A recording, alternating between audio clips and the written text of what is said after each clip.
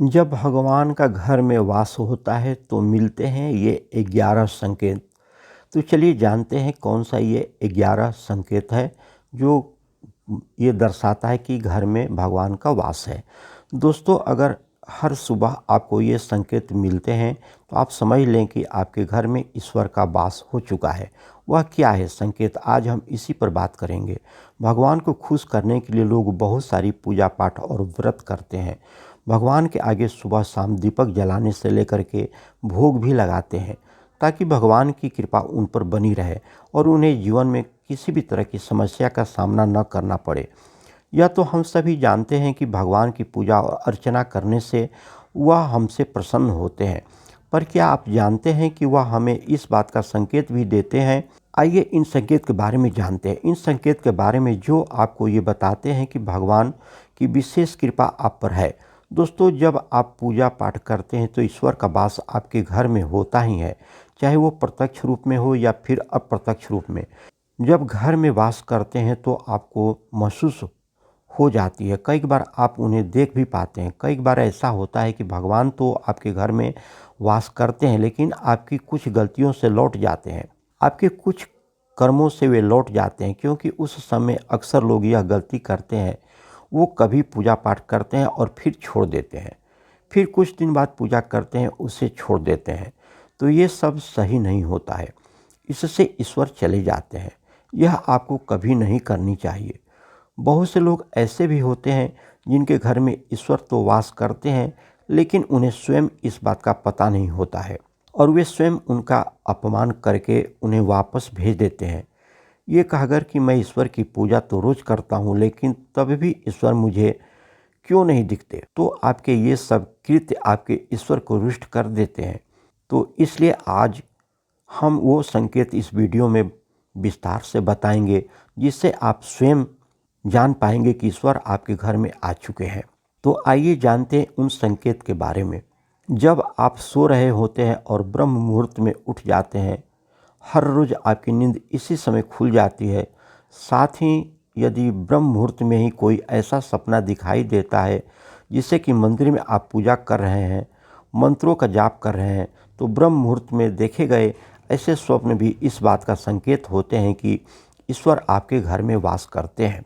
यदि आपको ब्रह्म मुहूर्त में ही शंख की आवाज़ सुनाई देती है, मंत्रों की आवाज़ सुनाई देती है, घंटियों की आवाज़ सुनाई देती है या कोई नाम जप जैसे कोई आपसे राम राम कह रहा है, ऐसी आवाज़ अगर आपको सुनाई देती है तो ये दूसरा संकेत होता है जिससे ये पता चलता है कि भगवान आपके घर में आ चुके हैं।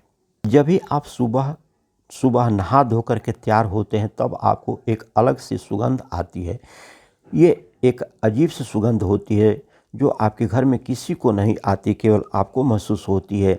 तो ये ना तो किसी इत्र सुगंध होती है, ना ही अन्य किसी अगरबत्ती या अन्य किसी चीज़ की, बस आपको ये अजीब सी महक आती है। ये सुगंध आपके मंदिर घर से ही आती है। अब वो घर में जिस जगह होगा वहीं आपको ये महक आती है और जितना आप अपने घर के मंदिर के पास जाते हैं उतनी ही आपको महक ज़्यादा आती है। दोस्तों, ये महक देवी देवताओं की होती है जिससे आपको पता चलता है कि ईश्वर आपके घर में वास कर चुके हैं।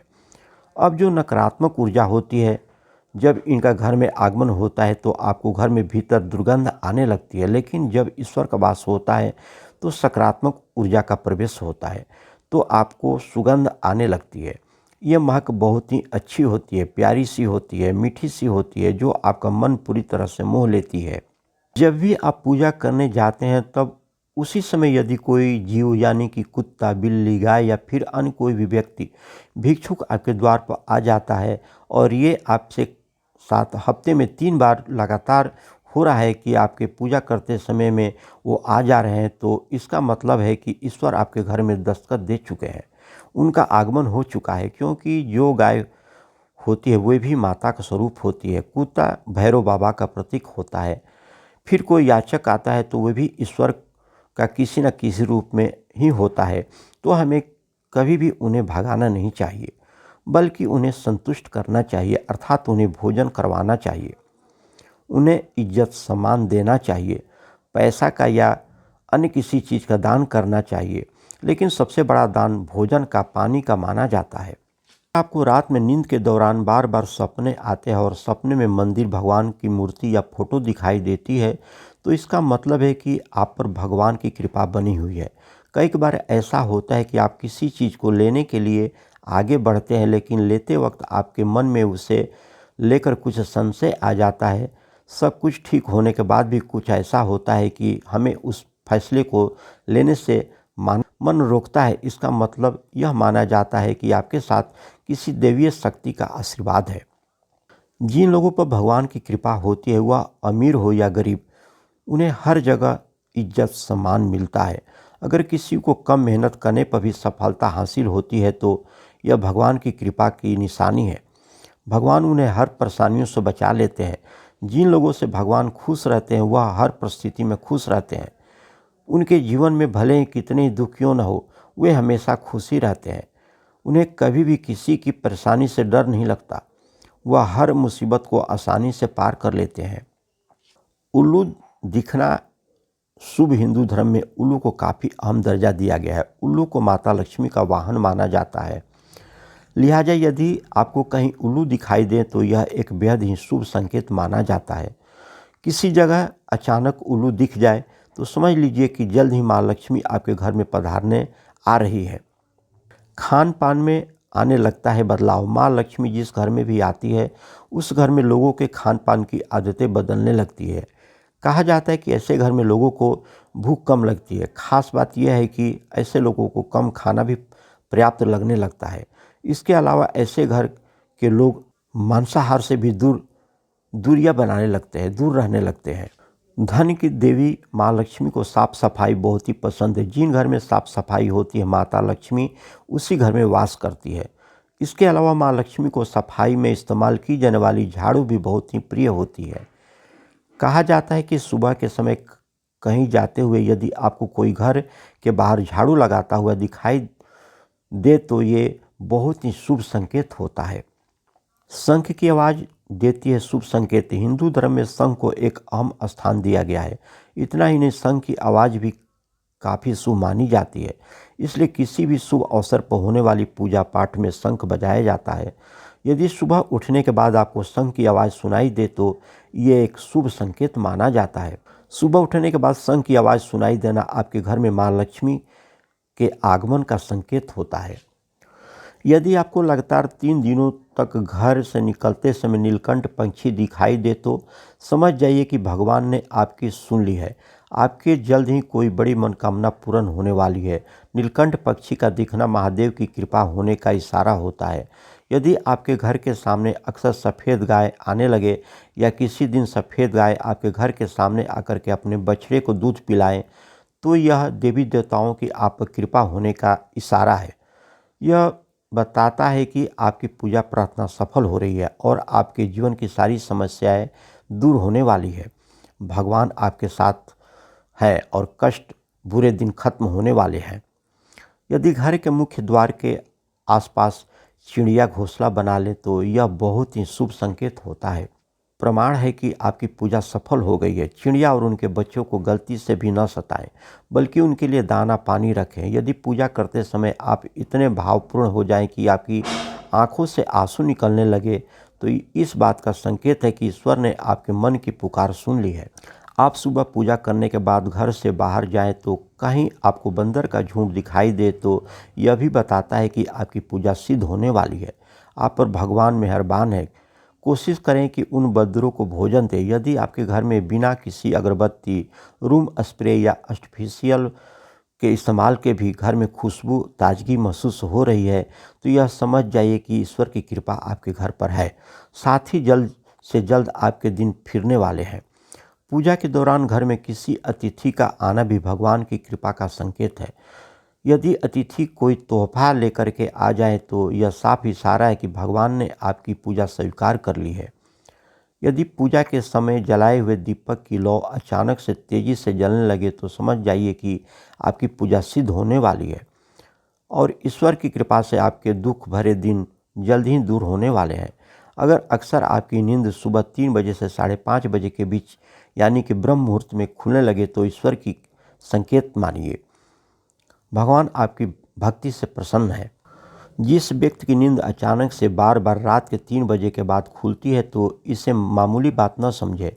यह संकेत बहुत ही शुभ माना जाता है। ऐसा माना जाता है कि रात के 3 बजे के बाद देवी देवताओं की शक्तियाँ जागृत हो जाती है, आपसे बहुत कुछ कहना चाहती है। ऐसे में आपका बार बार 3 बजे के बाद उठना कामयाब होने का संकेत है। वहीं रात के 3 बजे के बाद देवी देवताओं से मांगा हुआ वरदान कभी खाली नहीं जाता। ईश्वर आपकी प्रार्थना अवश्य सुनते हैं। अगर आपको आपके सपने में ऊंचे ऊंचे पर्वत दिखाई देते हैं और वहां से बहता हुआ झरना आपको दिखाई देता है और इस जल को आप पी लेते हैं तो निश्चित तौर पर आपको कामयाबी अवश्य प्राप्त होती है। अगर आप अपनी शिक्षा का सही प्रयोग करके उसे परिवार चला रहे हैं तो ये ईश्वरीय कृपा से ही संभव है। दुनिया में तमाम ऐसे लोग हैं जो शिक्षित होने के बावजूद शिक्षा का सही प्रयोग नहीं कर पाते हैं। जिन लोगों की सेहत अच्छी है उन पर भी परमेश्वर की कृपा विशेष रूप से है। सेहत खराब होने से सिर्फ आपके शरीर पर ही असर नहीं पड़ता बल्कि काफ़ी आर्थिक नुकसान भी होता है। इसलिए निरोगी काया प्राप्त किए लोगों को खुद को भगवान मानना चाहिए। यदि आपको जीवन में योग्य जीवन साथी मिला है तो ये भी परमेश्वर की कृपा से ही संभव है। एक अच्छा जीवन साथी आपके पूरे जीवन को खुशहाल बना सकता है, लेकिन अगर जीवन साथी खराब मिल जाए तो पूरी लाइफ झगड़े और कलेश के बीच गुजरती है। अगर किसी व्यक्ति की संतान आज्ञाकारी हो तो वे भी परमेश्वर की कृपा है, वरना आज के युग में अधिकतर लोग अपनी संतान की वजह से ही दुखी है। सही गलत के बीच अंतर करने की क्षमता जिन लोगों के पास है उन पर उनके इष्ट देव का आशीर्वाद होता है। भगवान के दर्शन सपने में करने वाले लोगों पर भी देवी देवताओं की कृपा होती है, वरना परमेश्वर को देख पाना हर किसी के लिए संभव नहीं होता है। जिस व्यक्ति का क्रोध पर बस है, जिसका मन शांत रहता है, जो हर परिस्थिति में सामान्य रह करके निपटना चाहता है, ऐसे लोगों पर ईश्वर का हाथ होता है, तभी यह संभव हो पाता है। भगवान हमें अपने वास्तविक रूप में दिखाई नहीं देते, लेकिन कुछ लोग ऐसे भी होते हैं जिन्हें भगवान के तुल्य माना जाता है। इसमें माता पिता, गुरु या ब्राह्मण है। इसमें से कोई भी व्यक्ति पूजा के दौरान आपके घर में प्रवेश करता है तो यह बहुत ही शुभ माना जाता है। आपको उन्हें घर से खाली हाथ नहीं लौटाना चाहिए। पूजा के दौरान अगर भगवान की मूर्ति या प्रतिमा से कोई फूल या माला आपके पास गिर करके आ जाए तो यह बहुत ही शुभ संकेत है। इससे पता चलता है कि भगवान की कृपा आप पर बनी हुई है और आपकी मनोकामनाएं जल्द ही पूरी होने वाली। दोस्तों, वीडियो को लाइक नहीं किया है तो वीडियो को एक लाइक कर दें, चैनल को सब्सक्राइब कर दें। जय हिंद, जय भारत, धन्यवाद।